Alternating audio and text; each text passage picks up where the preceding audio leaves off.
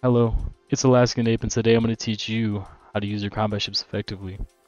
Whether you're a newcomer or looking to enhance your skills, this tutorial is here to help you become a formidable pilot. We'll be covering drifting techniques, combat strategies, and how to maximize your combat rewards.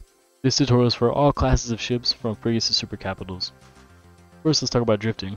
Drifting is a crucial skill in Galaxy as it allows you to maneuver quickly and dodge enemy turrets and spinels.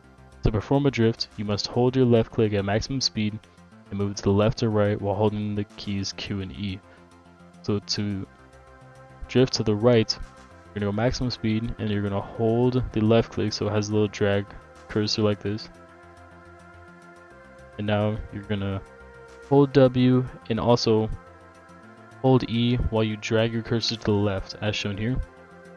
Now we're drifting to the right. You can do the same thing by holding Q and dragging your cursor to the right. So we're holding W, we're holding Q, and we're going to drag our cursor to the right, and it's going to move us left, as shown here. So now we're drifting to the left, and we can shoot our spinels, we can shoot our turrets if there was an enemy here, perfectly fine, and this will allow us to dodge enemy spinels and enemy turrets. Alright, now that you know how to drift, we're going to use it in a real Galaxy scenario. There's an enemy cutlass right here, and we're gonna go ahead and try and kill it. So we're gonna warp about 4k away because in Orion we have turret range, so we're gonna be able to hit it from 4k away. We're gonna drift around it and we're gonna try and shoot. So as you can see, he's shooting at us.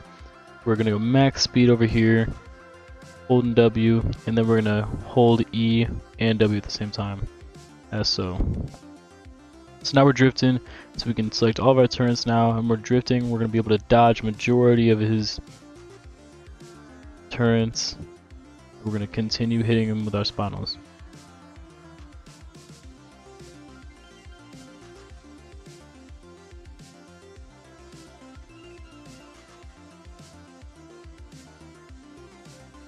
As you can see, we've successfully killed the Cutlass with our superior drifting skills. Alright, now that you've learned about drifting, I'm going to teach you some strategies to use on ships that have turrets on the top but not any other sides.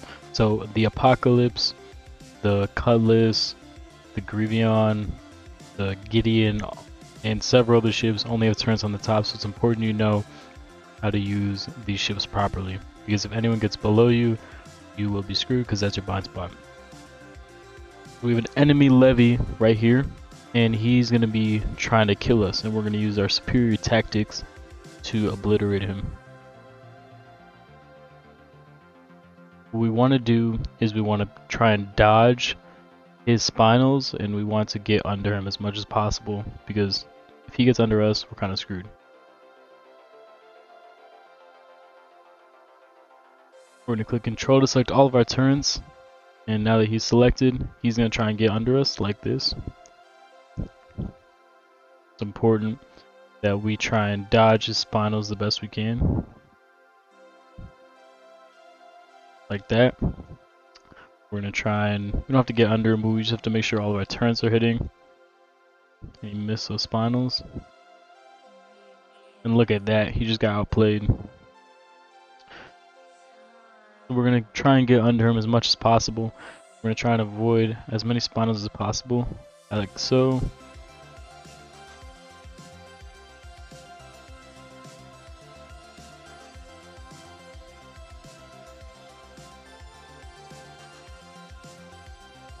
As you can see, we got hit with that one, first spinal.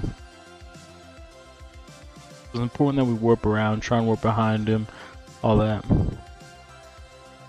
As you can see, he's hold. The Levy is actually a shield breaker, and the Apocalypse is a hull breaker. It's important to know what kind of ship you're using, so it's important to know that the Apocalypse is a hull breaker, meaning it does more hull damage per second, and the Levy is a shield breaker, meaning it does more shield damage per second. You can find out these stats by either going on the Discord, the Galaxy Discord, and doing /ship, and then your ship name and bot commands, and it'll give you the DPS for your ship, as well as the health and other stats. Or you can go to the Galaxypedia website, where it will also give you the DPS and other stats for the ship. As you can see, we successfully destroyed the enemy's levy. Alright, now I'm going to teach you about combat rewards, how they work, how to gain a lot of money from them. So combat rewards, on the left side you can see them. Basically there's two categories, potential and earned. Potential is how much you get based on how much damage you've done on the ship. So for example, if you've shot at a ship a couple times but it hasn't died, you'll see how much you would make if it died. And your earned is how much you've earned after the ship dies. So you're going to see here as I warp on this galleon, which is a pirate boss that spawns every 90 minutes, I believe, or let me check. I think it's about every hour, every 90 minutes. So I'll put it up on the screen, the times for bosses. But as of right now, we're going to go after this galleon, and you'll see our potential go up as we hit it, and then once we kill it, it'll all be an earned.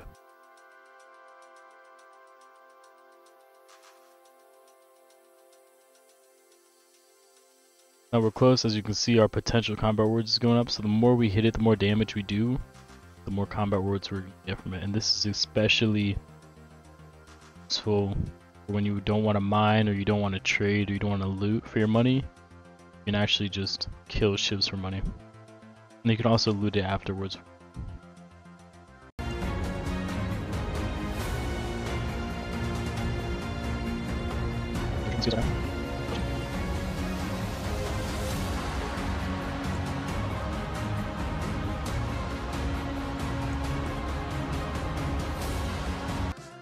So now that we've killed the galleon, you can see in the bottom, or not the bottom, on the left side that we have 35,000 credits in the earned.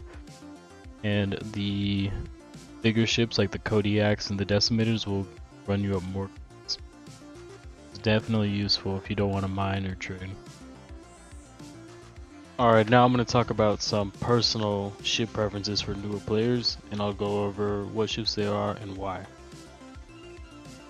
The first battleship I would recommend to new players would be the Sovereign, because it has such high health, it has relatively good speed, has 750 cargo hold, and it does a relatively good amount of DPS.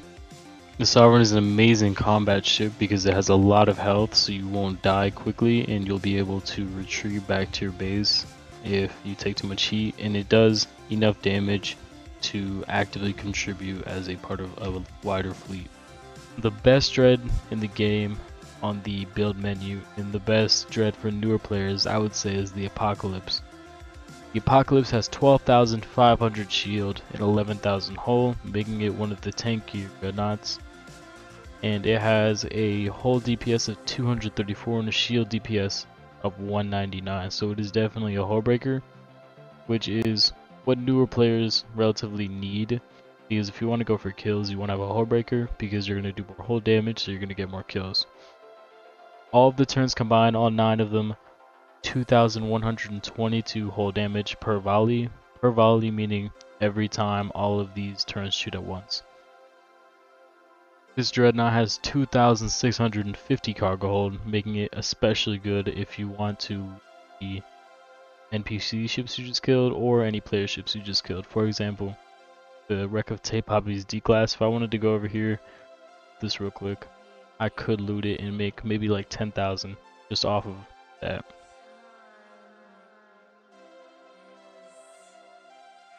I'd like to say that this was filmed on the development server, meaning some things might be different, and more often than not you will be in combat with more than just one enemy, so it's important that you work with your team and find people who you can rely on to help you out.